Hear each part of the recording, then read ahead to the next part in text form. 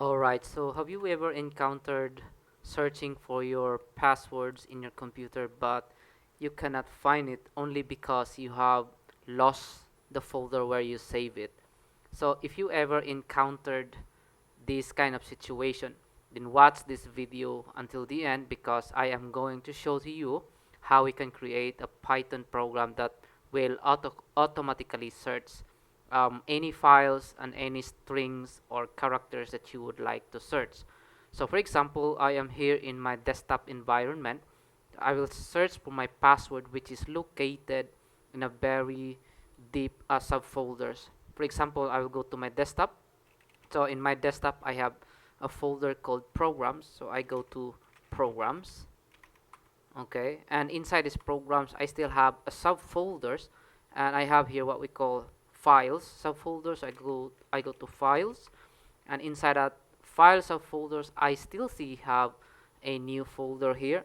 So let's say I'm gonna cd into that new folder, and then when I see what's inside this folder, in the new folder, now I can see I have a password.txt. So when we are going to look at this passwords.txt, it contains my password. For example, let's say cat passwords.txt. Now you see here that my password here, this is my password with the actual password here on the right side. So let's say that we don't know where this password is located and we are going to search for it. So all we need to do is jump into our um, Visual Studio Code, and let's create a sample program for that one. So first is we have to import our OS. This will provide us with an operating system or OS module, which can help us to traverse to our directories inside our operating system. And after that we can create a function. We will call it search in files, and then we'll provide here two parameters. The first parameter will be the folder path that we will going to search, so that will be folder underscore path, and then the next parameter is the string that we would like to search, so that will be search that will be search and then underscore string. Okay, and then we have to provide a colon here. Next is we have to traverse all files and directories and subdirectories of our operating system. So for example, we provide here for loop, root, dirs, and files. We need three tuples here that will serve as the directory where we are going to save every root directory, every subdirectories that we are going to traverse. So that will be nos.walk, like that. And then inside this, we have to provide the folder path. Okay, so now that we have that folder path, the next thing to do is add our colon here, and then next we are going to create another inner for loop. This will be going to traverse to each of the files that we have here inside. That will be for, and we say create a file name. We will call it file name in files. Okay, and then afterwards we are going to construct the full path here. Let's say we'll call the full path as file underscore path, and then equal to os.path dot join. Then inside this join function, we have to provide two um, arguments. So the first one is the root. So this contains the root that we have here on the line number 6. This contains the root directory that we have traversed, and we are going to pass in the file name.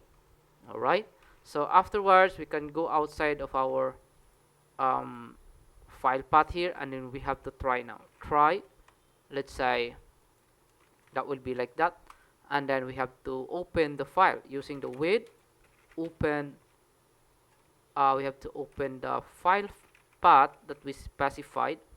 We can open it in a read-only mode only, and say as file.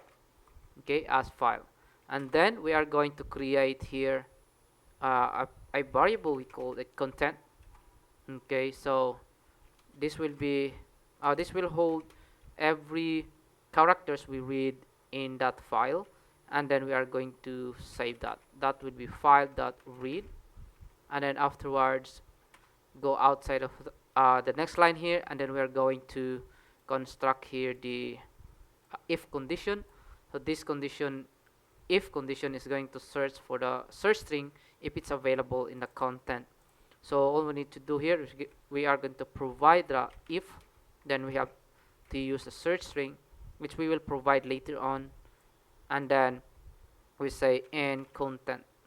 This is a content. So if the string is available in the content, we will display a message saying print, like that. Now we will use a template format specifier here. We say found in. If the string can be found in that file or content, then we will display a message saying found, or just say found.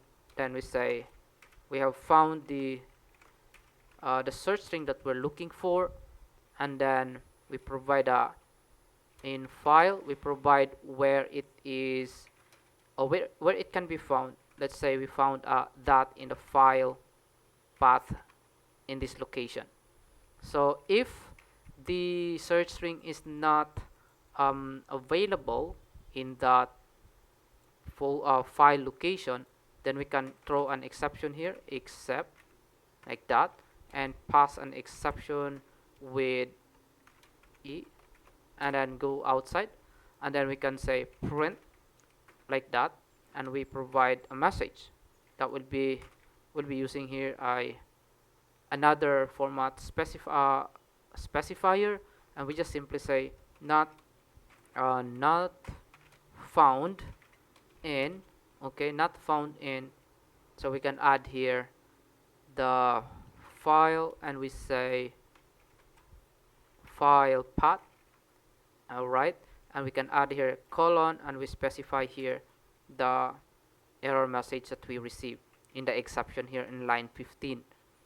Okay, so after this, we can now go outside of our function, and here we are going to provide the folder path now, folder underscore path.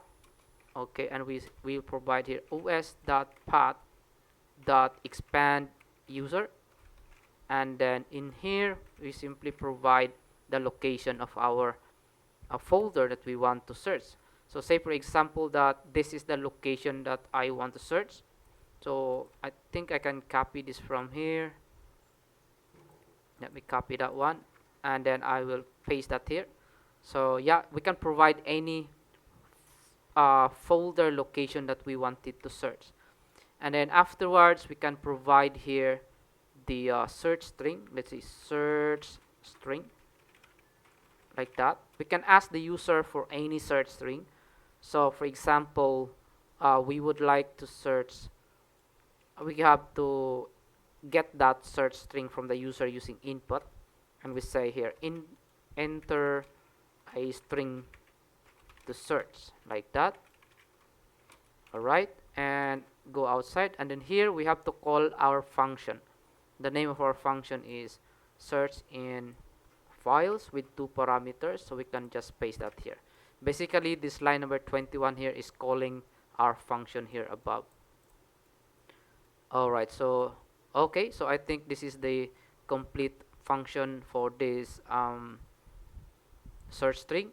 Let us now save this and compile this to make it executable. So if we are going to see, we have here our Python program here, so we can make it executable by running the command called sudo chmod. So add a +x for executable, and we say search in files.py, enter.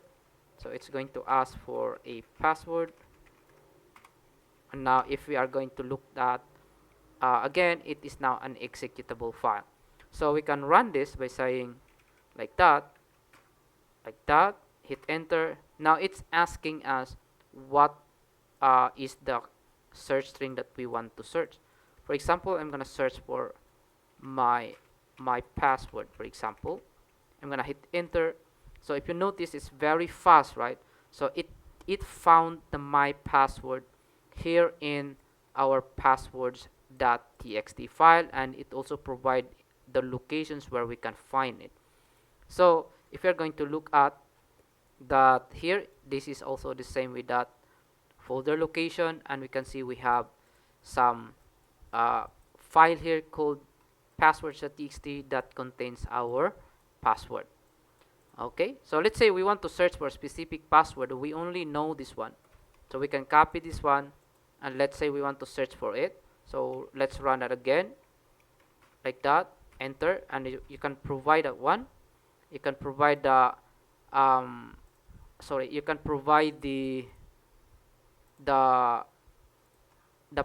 the what is this, the part of your password that you memorize. Now let's see if we can, if this program can find it. Let's hit enter now. It's still able to find that one. Okay, so we have here 0hh, and it's pointing us that that can be found in this folder location and at that and at this file.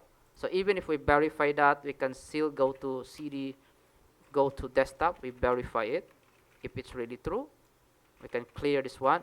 We say ll, we say go to programs, and then ll again.